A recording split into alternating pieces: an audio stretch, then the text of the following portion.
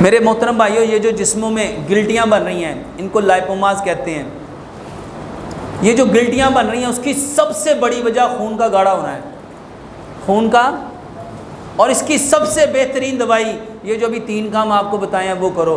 और आसान हल, चटनी अपनी ज़िंदगी की आदत बना लो। अदरक, लहसुन, पुदीना, नारदाना।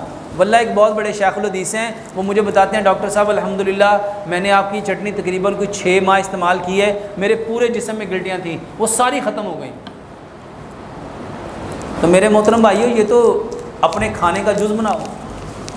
तो आप खाना ठीक पकाओ, खाना खाने का तरीका ठीक करो।